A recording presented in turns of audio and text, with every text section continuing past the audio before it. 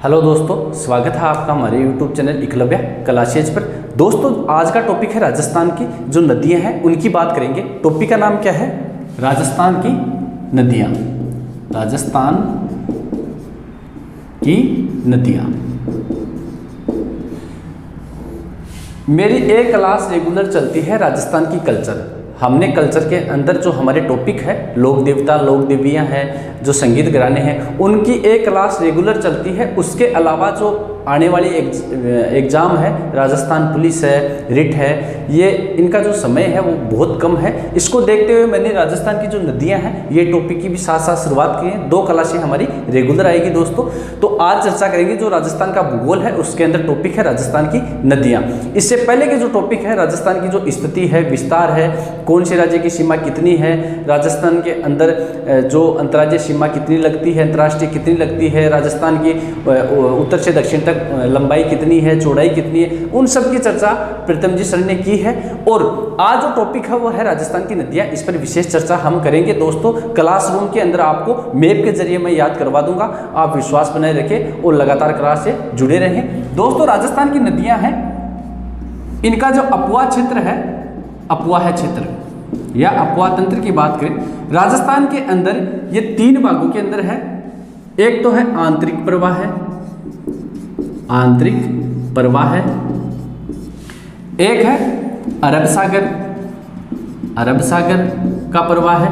और एक है बंगाल की खाड़ी, बंगाल की खाड़ी, बंगाल की खाड़ी।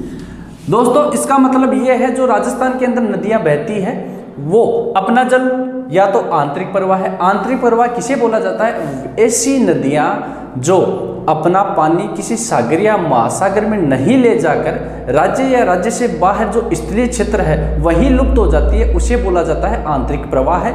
और जो नदी अपना जल अरब सागर के अंदर ले जाती है वो अरब सागरीय प्रवाह बोला जाता है। जो बंगाल की खाड़ी के अंदर ले जाती है उसे बंगाल खाड़ी का प्रवाह बोला जाता है। बात करें, देखो दोस्तों, ये है हमारा भारत देश।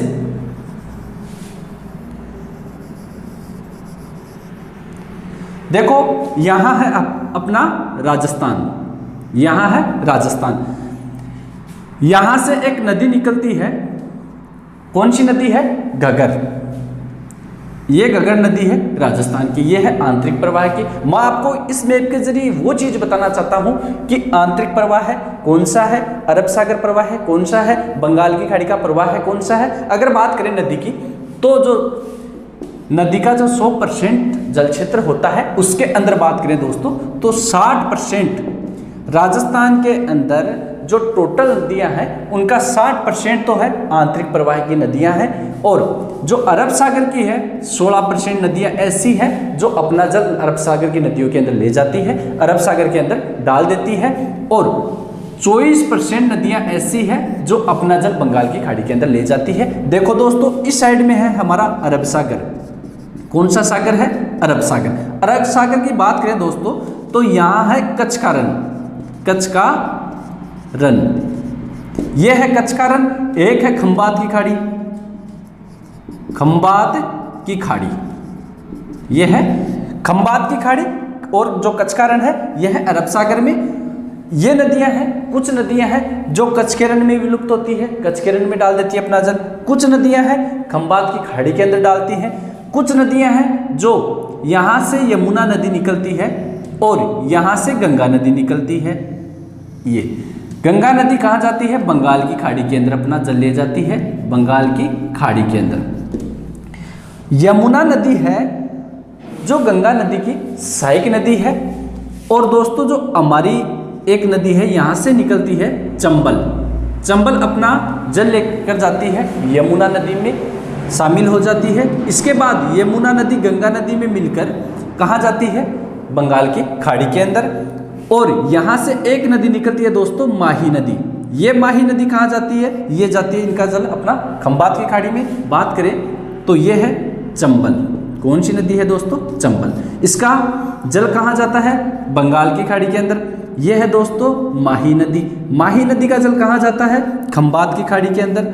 और ये बताई मैंने हिमाचल प्रदेश से जो नदी निकलती है कौन सी है दोस्तों? घग्गर नदी। घग्गर नदी ये राजस्थान में टिब्बी तहसील है हनुमानगढ़ के अंदर, वहाँ से प्रवेश करके बढ़नेर जो दुर्ग है हनुमानगढ़ के अंदर वहाँ विलुप्त हो जाती है। लेकिन अगर इसमें बाढ़ की स्थिति होती है, वर्षा ज़्यादा होती है, तो इसका पानी जाता है कहाँ? फोर्ट अब्बास। फोर्ट अब्बास पाकिस्तान के अंदर। देखो दोस्तों, यहाँ से जो लूनी नदी है, लूनी नदी नाग पहाड़ अजमेर से जो निकलती है लूनी नदी, इसका जल है, इसका जल आता है कच्छ के रण में। लूनी नदी, लूनी नदी अपना जल कहाँ डालती है? कच्छ के रण के अंदर डालती है। और दोस्तों यहाँ से निकलती है पश्चिमी बनास।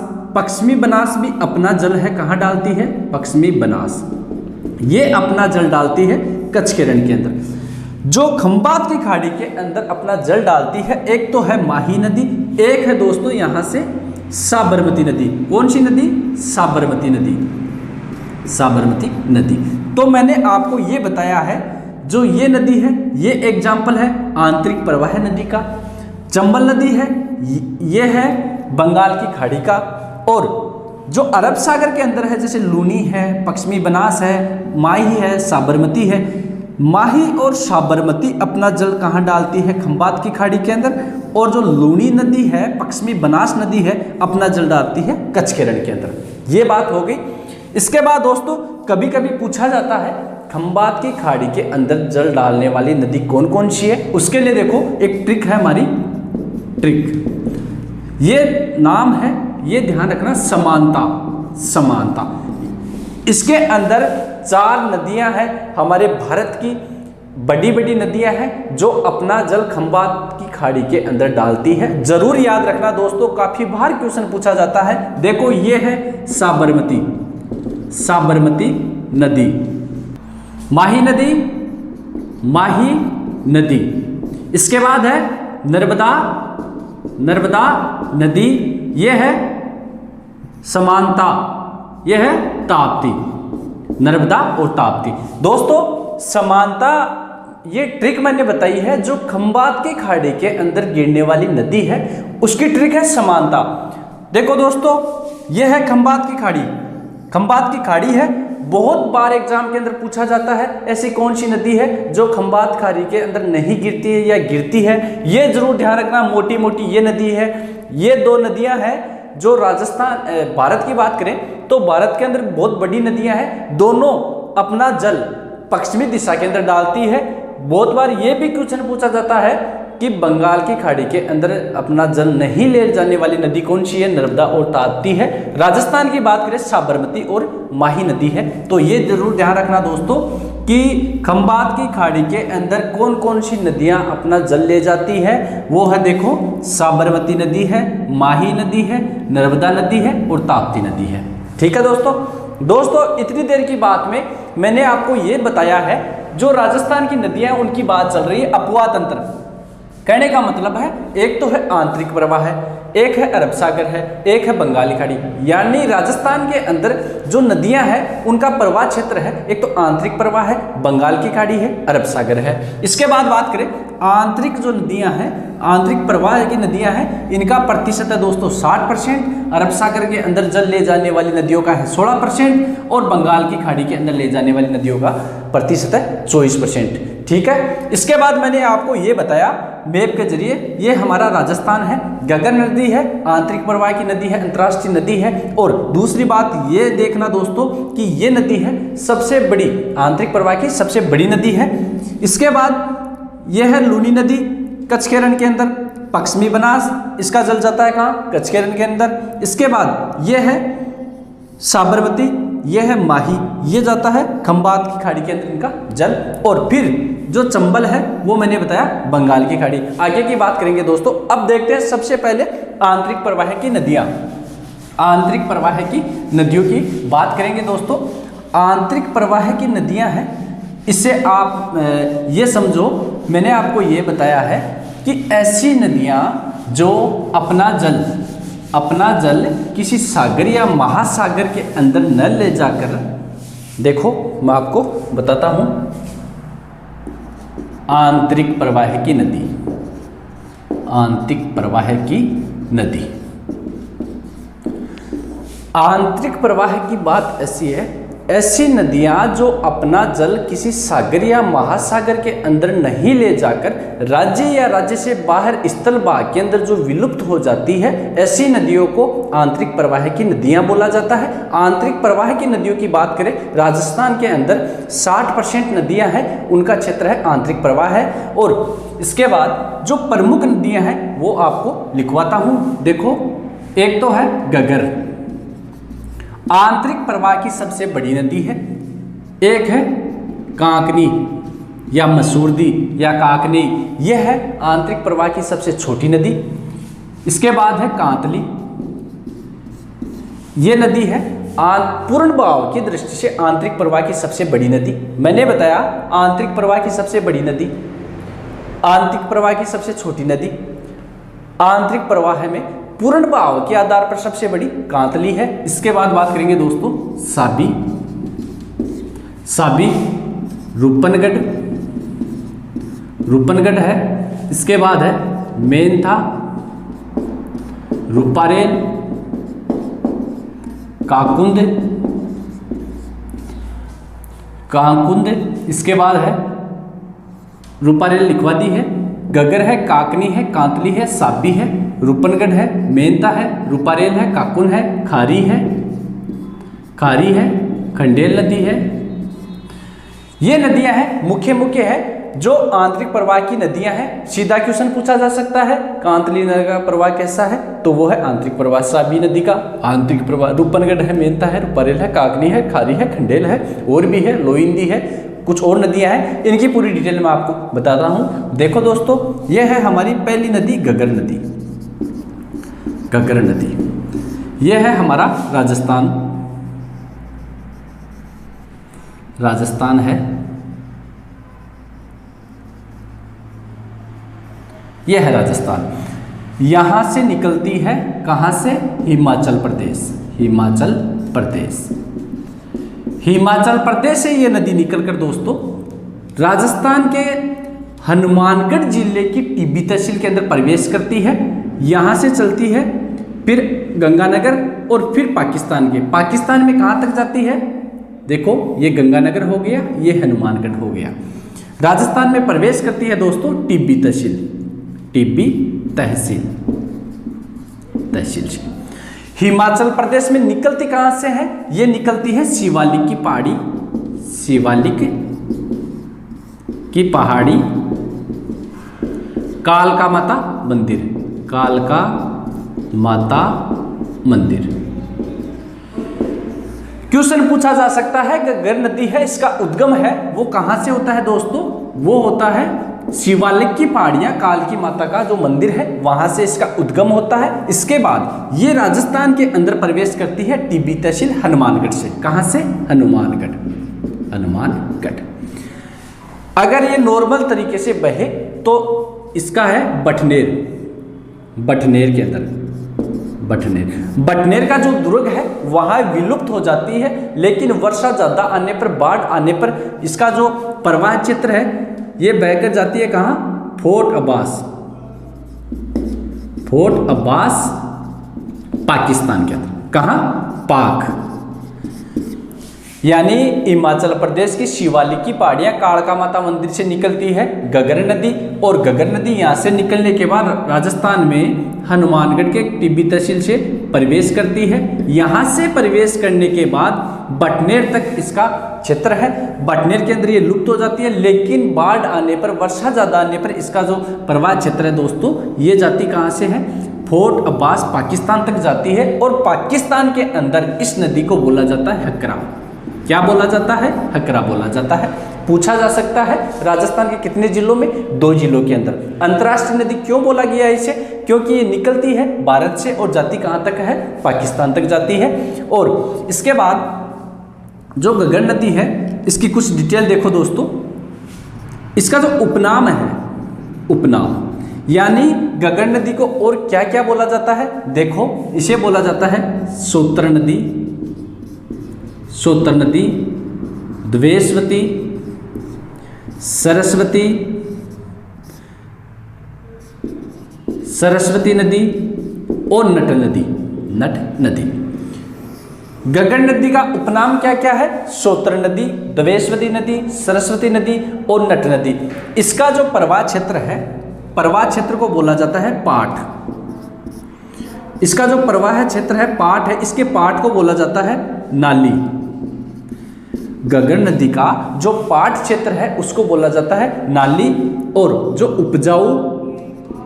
उपजाऊ मैदान है उसे बोला जाता है बग्गी।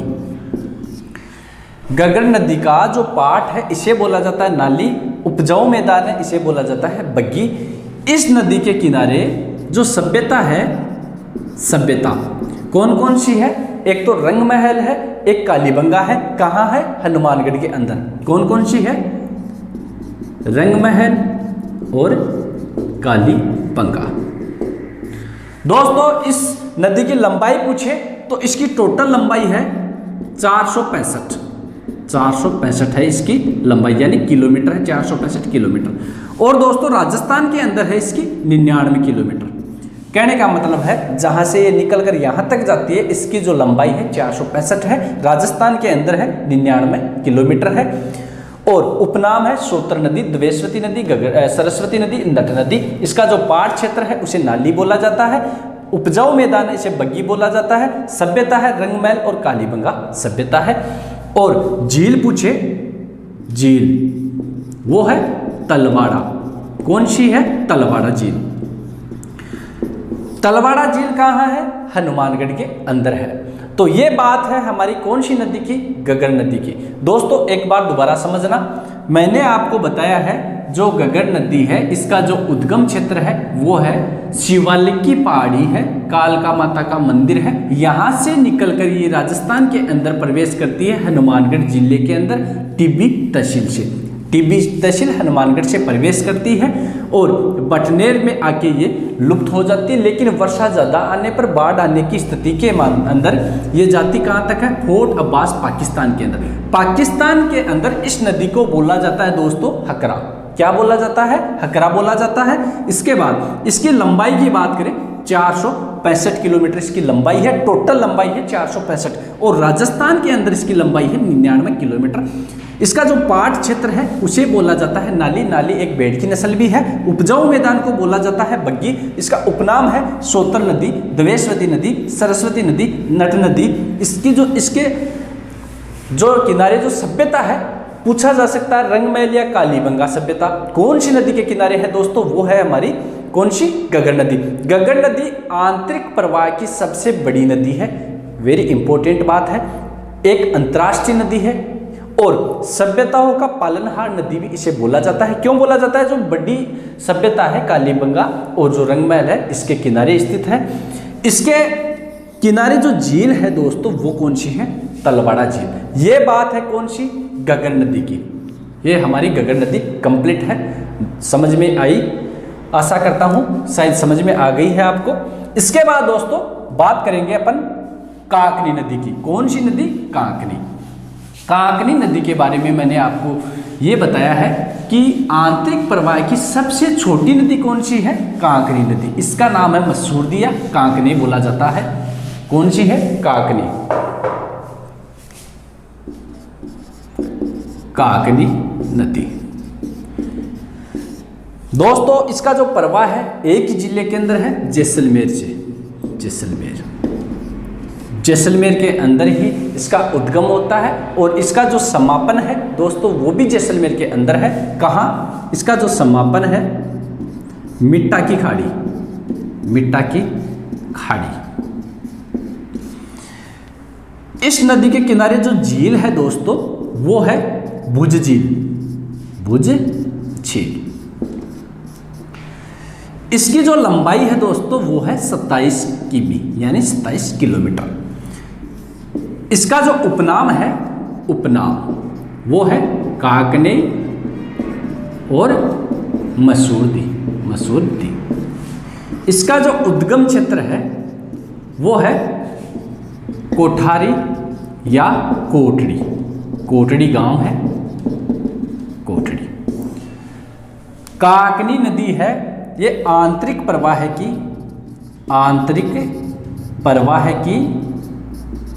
सबसे छोटी नदी, सबसे छोटी नदी, नदी। सभ्यता की बात करें दोस्तों, सभ्यता वो है सोनू सभ्यता। कौन सी सभ्यता है दोस्तों? सोनू सभ्यता। देखो, आंतरिक प्रवाह की सबसे बड़ी नदी पूछा जाए गगन नदी है, सबसे छोटी पूछा जाए काकनी नदी है। काकनी नदी है जो इसका जो प्रवाह क्षेत्र है वो है जैसलमेर के अंदर, इसका जो उपनाम है वो है काकने और मसूरदी। इस नाम से भी पूछा जा सकता है, मसूरदी नदी या काकने नदी या काकनी नदी, तीनों एक ही नाम है। इसका जो उद्गम क्षेत्र है दोस्तों वो कोठारी या कोटड़ी गांव है जैसलमेर के अंदर। इसका जो समापन होता है मीठा की खाड़ी के अंदर जाकर गिरती है दोस्तों। इस पर जो सभ्यता है सोनू सभ्यता। कौन सी सभ्यता? सोनू सभ्यता है। झील है भुज झील। कौन सी झील है इसके किनारे? भुज झील है। लंबाई है 27 किलोमीटर। आंतरिक प्रवाह की सबसे छोटी नदी, आंतरिक प्रवाह की सबसे छोटी नदी। ये बात है हमारी कौन सी? काकनी नदी की। इसके बाद बात करेंगे कांतली नदी। कौन सी नदी है? कांतली, कांतली नदी। कांतली नदी है जो खंडेला की पहाड़ियां हैं सीकर के अंदर, वहां से इस नदी का उद्गम होता है। कहां से होता है? खंडेला की पहाड़ी सीकर। इसका जो उद्गम होता है दोस्तों कहां से होता है? खंडेला की पहाड़ी सीकर से। इसके बाद बात करें, ये सीकर और झुंझुनू इन दो जिलों के अंदर इनका प्रवाह क्षेत्र है। इसका जो प्रवाह क्षेत्र है कहाँ है? सीकर और झुंझुनू। इसका जो समापन है दोस्तों, समापन है मंडरेला गांव। मंडरेला गांव कहाँ? झुंझुनू। इसकी जो लंबाई है वो है 100 किलोमीटर लगभग। सभ्यता की बात करें दोस्तों तो गणेश्वर सभ्यता, गणेश्वर सभ्यता, गणेश्वर सभ्यता। एक मुख्य बात है इस नदी की, आंतरिक प्रवाह की वो नदी है जिसका प्रवाह क्षेत्र, जो प्रवाह क्षेत्र सबसे बड़ा है, यानी प्रवाह क्षेत्र की दृष्टि से सबसे बड़ी नदी है। ये प्रवाह क्षेत्र की सबसे बड़ी नदी है। प्रवाह क्षेत्र की सबसे बड़ी नदी है। कौन सी है? कांतली नदी। ये बात हो गई कितनी नदियों की दोस्तों? 3 नदियां मैंने कंप्लीट करवा दी है। एक करवा दी है गगर कंप्लीट है, काकनी कंप्लीट है, कांतली कंप्लीट है। कांतली नदी है जो खंडेला की पहाड़ी सीकर से इसका उद्गम होता है। प्रवाह क्षेत्र की, आंतरिक प्रवाह क्षेत्र की सबसे बड़ी नदी है, यानी इसका जो पार्ट है वो सबसे बड़ा है। वैसे आंतरिक प्रवाह की सबसे बड़ी नदी तो है दोस्तों गगन नदी, और बहाव क्षेत्र के हिसाब से सबसे बड़ी नदी कौन सी है? यह है कांतली नदी। प्रवाह की जगह बहाव क्षेत्र लिखो, बहाव क्षेत्र। बहाव क्षेत्र की सबसे बड़ी नदी है। सीकर झुंझुनू के अंदर इसका प्रवाह क्षेत्र है। प्रवाह क्षेत्र कहाँ है? सीकर और झुंझुनू, यानी 2 जिलों के अंदर इसका प्रवाह क्षेत्र है। इसका जो समापन है मंडरेला गांव है झुंझुनू, वहां। लंबाई है दोस्तों 100 किलोमीटर। सभ्यता है कौन सी? गणेश्वर सभ्यता। ये जो सभ्यता है इसका जरूर ध्यान रखना, गगन नदी के किनारे तो है रंगमैल और कालीबंगा, काकनी के है सोनू, कांतली के है गणेश्वर। इसके बाद आगे बात करें तो अगली नदी है साबी नदी। कौन सी नदी है? साबी।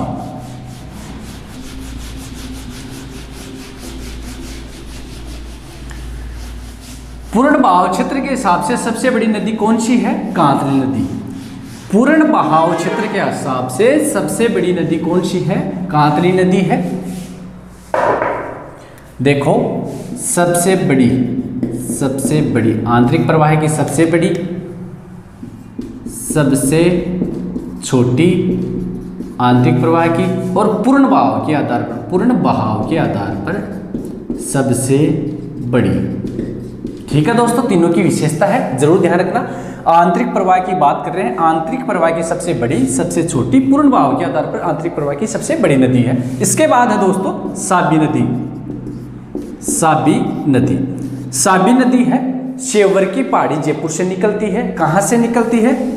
इसका जो उद्गम है वो है शेवर की पहाड़ी जयपुर से निकलती है। प्रवाह क्षेत्र देखिए, प्रवाह क्षेत्र सीकर निकलती जयपुर से। पहले जयपुर देख लो, यानी सीकर लिख लो, जयपुर लिख लो और अलवर। ये नदी है जो यहाँ जयपुर है, यहाँ सीकर है, यहाँ है अलवर और यहाँ है कौन सा? हरियाणा। ये निकलती है यहाँ से जयपुर, सीकर, अलवर और जाती कहाँ है? नफजगढ़ झील है हरियाणा के अंदर, वहाँ तक जाती है। समापन नफजगढ़ झील है दोस्तों पटौदी हरियाणा। कहाँ है? हरियाणा। सभ्यता की बात कर लेते हैं। सभ्यता कौन सी है? जोधपुरा सभ्यता। जोधपुरा सभ्यता। जो साबी नदी है ये निकलती कहाँ है दोस्तों? जयपुर से तो निकलती है, जयपुर से निकल कर जाती है सीकर, सीकर से जाती है थोड़ी अलवर, यानी यहाँ से जयपुर से सीकर, फिर वापस जयपुर, फिर अलवर और फिर जाती है नफजगढ़ झील है हरियाणा के अंदर, पटौदी हरियाणा के अंदर, वहाँ जाकर ये लुप्त हो जाती है। और जो सभ्यता है इसके किनारे वो है जोधपुरा सभ्यता। तो ये कंप्लीट है हमारी कौन सी नदी दोस्तों? साबी नदी। कौन सी? साबी। इसके बाद बात करें दोस्तों, अगली नदी है मेंथा। कौन सी नदी है? मेंथा। मेंथा नदी की बात कर लेते हैं। मेंथा नदी,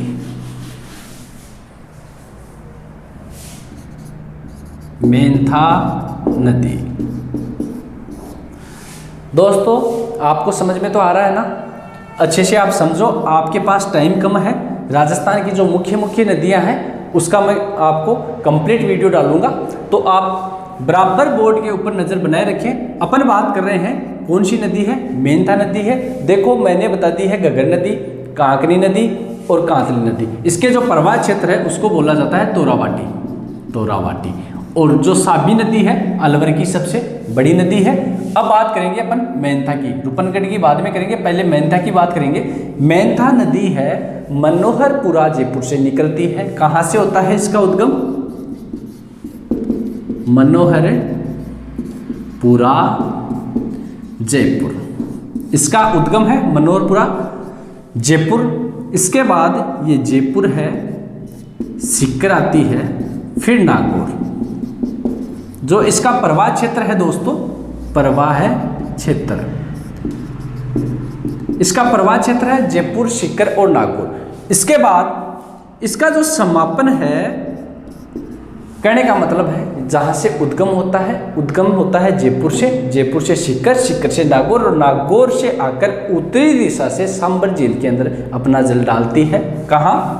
सांबर झील के अंदर, झील में। इसके किनारे एक जैन सभ्यता है। जैन सभ्यता का मतलब जैन संप्रदाय की एक लूणवा जो तीर्थ स्थल है वो इस नदी के किनारे है। जैन संप्रदाय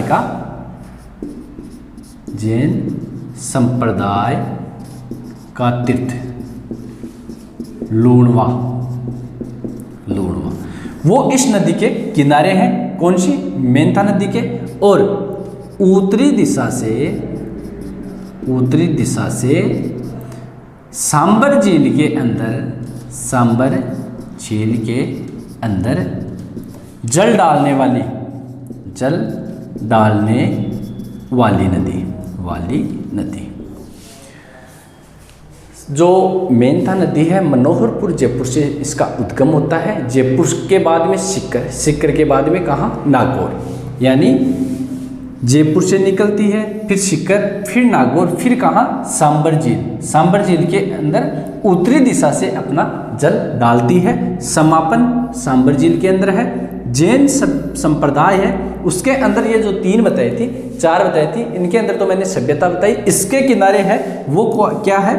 जैन संप्रदाय का जो तीर्थ स्थल लूणवा, उसकी पीठ है।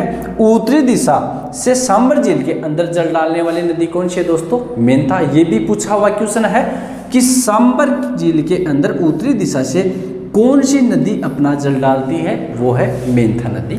इसके बाद है रूपनगढ़। कौन सी है? रूपनगढ़। रूपनगढ़ जो नदी है इसका उद्गम होता है किशनगढ़ की पहाड़ियां अजमेर से। कहां से होता है दोस्तों? किशनगढ़ की पहाड़ियां अजमेर। रूपनगढ़, रूपनगढ़ नदी, इसका जो उद्गम होता है दोस्तों, उद्गम वो कहां से होता है? किशनगढ़ की पहाड़ी। कहां पड़ती है किशनगढ़ की पहाड़ी? अजमेर जिले के अंदर, अजमेर जिले के अंदर। वहां से निकलकर ये नदी अपना जो जल है वो डालती है सांबर झील के अंदर। इसका समापन कहाँ है? समापन सांबर झील। इसका जो प्रवाह क्षेत्र है वो है दोस्तों अजमेर, अजमेर से जयपुर, अजमेर से अजमेर, फिर है जयपुर। अजमेर और अजमेर से जयपुर। ये नदी है दक्षिणी दिशा से सांबर झील के अंदर अपना जल डालती है। उत्तर दिशा से है मेंथा, दक्षिण दिशा से है रूपनगढ़। दक्षिणी दिशा से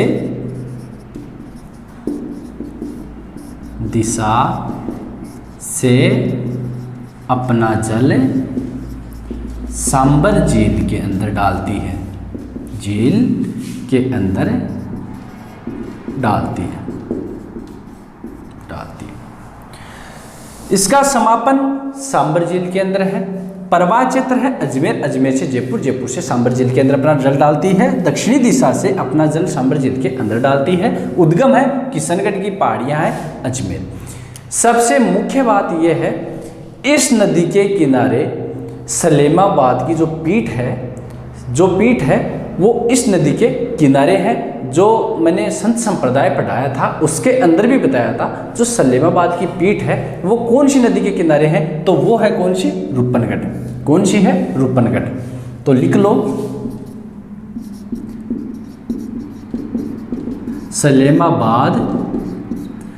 सलेमाबाद में जो निम्बार्क संप्रदाय की पीठ है, निम्बार्क संप्रदाय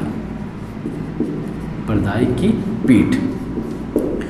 पूछा जा सकता है निम्बार्क संप्रदाय की पीठ किस नदी के किनारे है दोस्तों? वो है रूपनगढ़ के अंदर है। कहाँ है? सलेमाबाद में। इसे बोला जाता है परशुरामपुरी भी। क्यों? जो ये पीठ है इसकी स्थापना की थी परशुराम जी, सीकर के रहने वाले थे परशुराम जी। और इसके बारे में मैंने ये भी बताया जो कृष्ण जी है उसकी राधा को कृष्ण जी की प्रेरणा मानकर युगल रूप में कृष्ण की पूजा कहाँ की जाती है? निम्बार्क संप्रदाय के अंदर किया जाता है। और नदी कौन सी है ये देख लेना, रूपनगढ़। रूपनगढ़ ध्यान रखना, इंपॉर्टेंट है। तो ये है हमारी रूपनगढ़। उद्गम किशनगढ़ की जो पहाड़ी है, रिजर्व फॉरेस्ट किशनगढ़ की जो पहाड़ियाँ हैं अजमेर के अंदर। समापन है सांबर झील के अंदर। प्रवाह क्षेत्र अजमेर जयपुर। और दक्षिणी दिशा से अपना जल डालती है कहाँ? सांबर के अंदर डालती है। इसके किनारे कौन सी पीठ है? निम्बार्क संप्रदाय की पीठ है सलेमाबाद अजमेर के अंदर। ये होगी रूपनगढ़ की बात। इसके बाद करेंगे दोस्तों रूपारेल। रूपारेल नदी है वो निकलती है थानागाजी अलवर से, थानागाजी अलवर से उदयनाथ की पहाड़ियों से। एक बार राजस्थान पुलिस के अंदर पूछा हुआ क्वेश्चन है कि उदयनाथ की पहाड़ियाँ कहाँ हैं? तो आप जरूर जो भी इन नदियों के साथ में जो पहाड़ियाँ हैं वो जरूर ध्यान रखना कि एक बार पूछा हुआ क्वेश्चन है कि उदयनाथ की पहाड़ी कहाँ स्थित है, किस जिले के अंदर है। वो क्वेश्चन ये रूपारेल नदी है, उदयनाथ की पहाड़ी थानागाजी अलवर से निकलती है। तो ध्यान रखना उदयनाथ कहाँ है? अलवर के अंदर। रूपारेल नदी, इसका जो उद्गम है, उद्गम वो कहाँ से बताया मैंने? थानागाजी अलवर, उदयनाथ की पहाड़ी, उदयनाथ की पहाड़ी, थानागाजी अलवर, थानागाजी अलवर। ये नदी है अलवर और भरतपुर, इन दो जिलों के अंदर प्रवाह क्षेत्र है। प्रवाह क्षेत्र यानी ये जो नदी है अलवर से निकलने के बाद यहाँ भरतपुर में जाती है और सीकरी, इसका जो समापन है दोस्तों सीकरी भरतपुर, सीकरी भरतपुर के अंदर। देखो अलवर थानागाजी अलवर से निकलकर ये जाती है भरतपुर के अंदर, सीकरी भरतपुर तक इसका समापन है। इसके जो किनारे हैं या मोती झील, एक तो इसके किनारे झील बनी हुई है, मोती झील भरतपुर के अंदर है, और सीकरी बांध, सीकरी बांध कहाँ है दोस्तों? भरतपुर के अंदर। रूपारेल नदी है, इसका उद्गम होता है उदयनाथ की पहाड़ी थानागाजी अलवर के। ये क्वेश्चन जरूर ध्यान रखना, ये भी पूछा जा सकता है उदयनाथ की पहाड़ी कहाँ है, क्योंकि पिछली जो एग्जाम थी राजस्थान पुलिस उसके अंदर पूछा हुआ क्वेश्चन है उदयनाथ की पहाड़ी किस जिले के अंदर है। प्रवाह जो क्षेत्र है दोस्तों वो कहाँ है? अलवर और भरतपुर में है। जो उद्गम होता है अलवर से, अलवर के बाद में जाती है कहाँ? भरतपुर के अंदर। सीकरी भरतपुर के अंदर इसका समापन है, वहाँ जाकर ये लुप्त हो जाती है। इसके किनारे एक तो मोती झील है, एक है सीकरी बांध।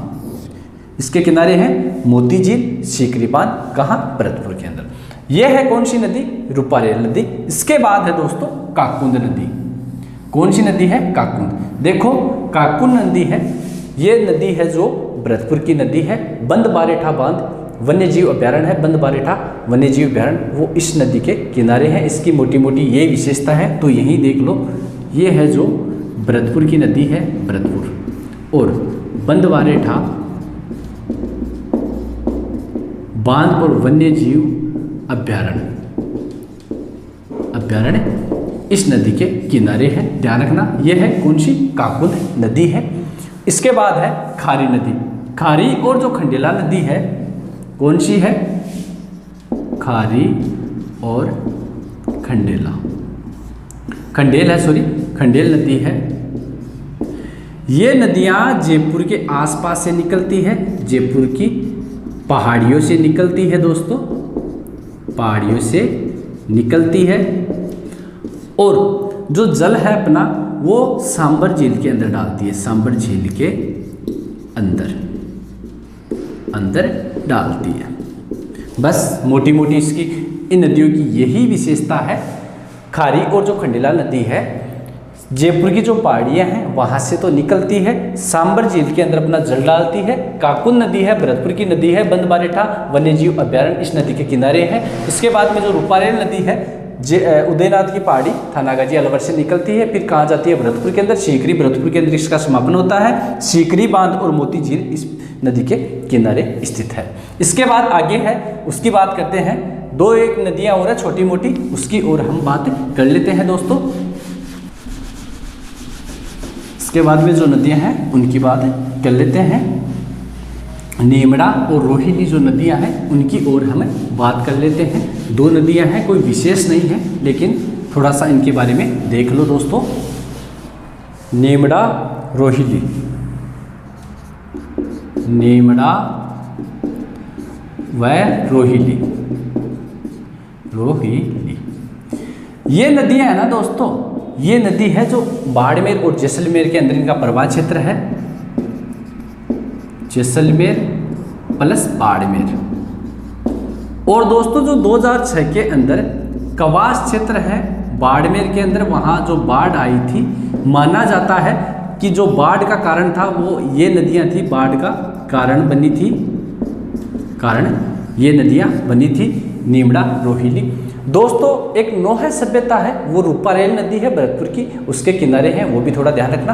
तो हमारी जो बात हो गई है कौन कौन सी नदियां हैं आंतरिक प्रवाह की जो नदियां हैं, थोड़ा सा मैं आपको दोबारा बताता हूं दोस्तों। मैंने आपको दोस्तों बताया है कि जो नदियां हैं इनका जो प्रवाह क्षेत्र है, देखो राजस्थान की जो नदियां हैं तीन बताई है मैंने। एक तो आंतरिक प्रवाह है, आंतरिक प्रवाह की, एक है अरब सागर, एक है बंगाल की खाड़ी, बंगाल की खाड़ी। इसका प्रतिशत बताया है 60%, इसका बताया है मैंने 16% और इसका है 24%।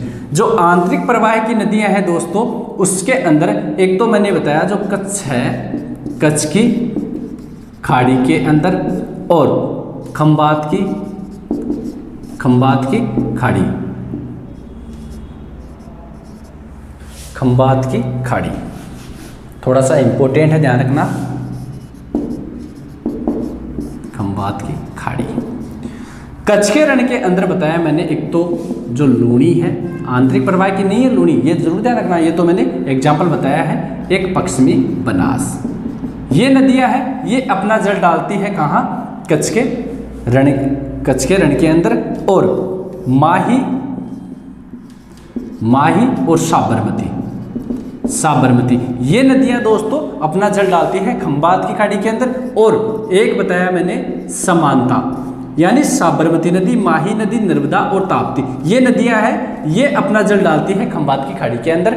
और जो अरब सागर है, अरब सागर के अंदर ये जो खाड़ी है, इसके अंदर अपना जल डालती है। बंगाल की खाड़ी का एग्जाम्पल मैंने बताया था चंबल नदी, और जो बाकी की है कल बात करेंगे दोस्तों। अरब सागर की जो नदियां हैं, जो नदियां अपना जल अरब सागर के अंदर डालती है, उसकी बात करेंगे अपन कल। आंतरिक प्रवाह की नदियों के बारे में मैंने आपको बताया है दोस्तों, मैंने आपको बताया है वे नदियां जो अपना जल किसी सागर या महासागर में नहीं ले जाकर किसी यानी अपने राज्य में, यानी राजस्थान की अपन बात करें, या तो राजस्थान के अंदर या राजस्थान से बाहर किसी स्थलीय भाग में जो लुप्त हो जाती है, उसे बोला जाता है आंतरिक प्रवाह की नदियां। इसके अंदर मैंने आपको दोस्तों जो नदियां बताई है, देखो थोड़ा जल्दी देख लो।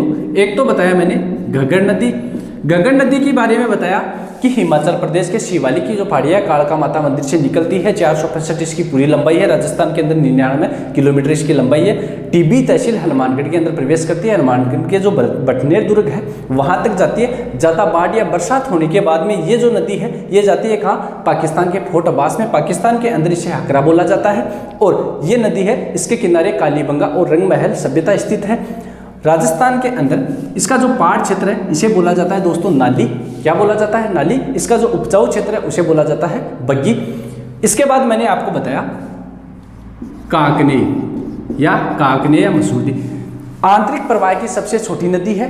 जैसलमेर के अंदर इसका प्रवाह क्षेत्र है। मीठा की खाड़ी के अंदर जाती है। इसके किनारे भुज झील है, इसके किनारे है तलवाड़ा झील है, घग्गर नदी के किनारे। इसके बाद है कांतली